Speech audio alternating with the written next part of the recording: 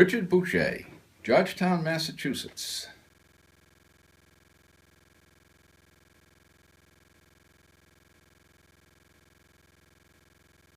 Two years, or 3 years now, I believe. But it's been a lifelong desire. Um, I've back when I was pre-teen, there was a fellow lived in the house behind my father's house. Was a ship model builder restorer. As a matter of fact, one of the models he's restored is in the Custom House Museum with his name on it. His name was Sam Walker, and the shop was just fascinating to me. I could not believe. And regrettably, Sam never said, "Would you like to learn how to do this?" Because I might have gone a whole new career in my modeling life. And I've been modeling since I was able to get to the dime store and buy a model airplane kit. And I've gone through the model airplanes up to trying radio control and finding out my brain wasn't fast enough to keep up with that thing, but control line and rubber powered. And I still like to build a rubber powered model and just watch it float along on its little drifting in the air. I've done metal machine models, steam engines and gas engines. And the metal models require a little bit of a heavyweight shop to work the metal. So I'm facing reality. I'm getting to the point now where it's going to be required to downsize the house one of these days. And so I've really gotten into the ship modeling and enjoying it. And the club here has just been absolutely fabulous to get together with the guys with the same likes.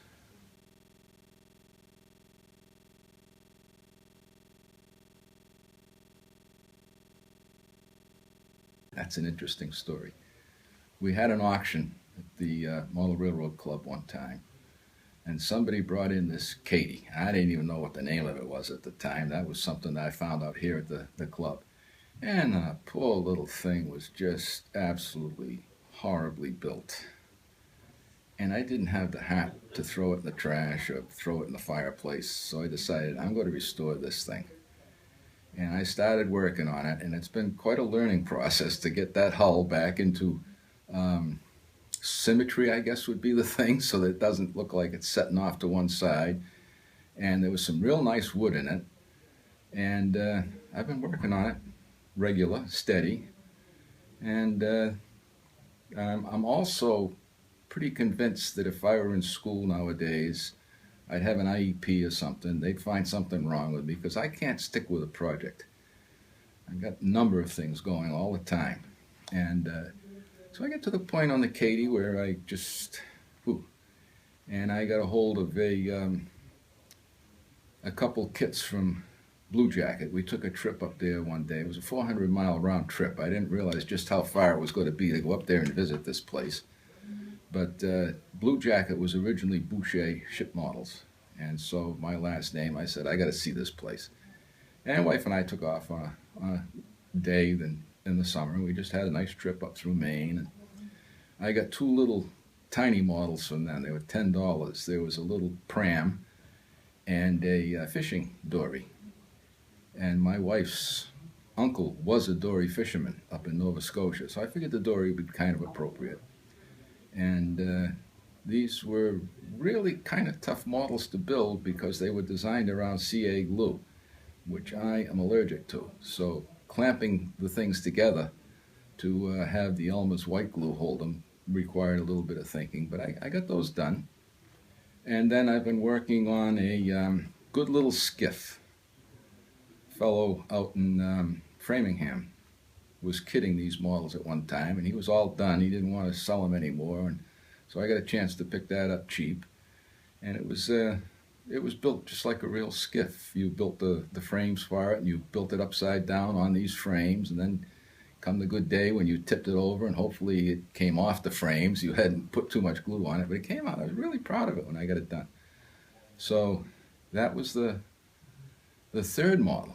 The fourth model, I've got to go back. My first model was Bill Partridge's lessons. I built the Chesapeake Bay Flatty with him.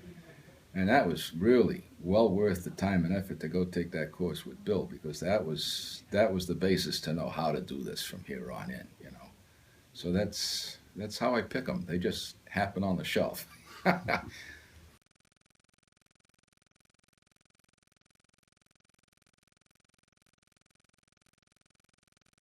When it's done, just sits there.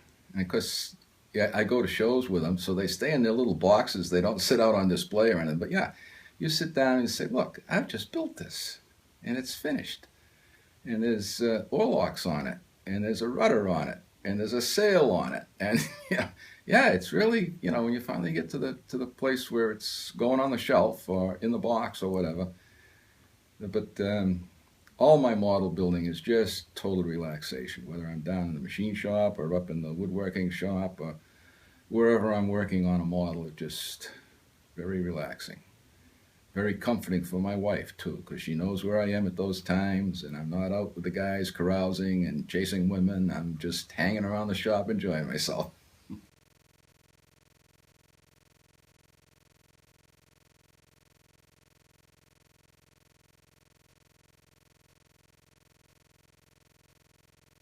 Blue nose. And this goes back to my wife got that kit for me from Blue Jacket one year for Christmas. And I was all excited. And I opened the box and I looked at it and says, I've got a learning curve here before I tackle this thing. But that is one that is going to come out of the shop if I allow enough time left to do it. My skills from building those smaller ones have gotten to the point now I'm feeling confident about that.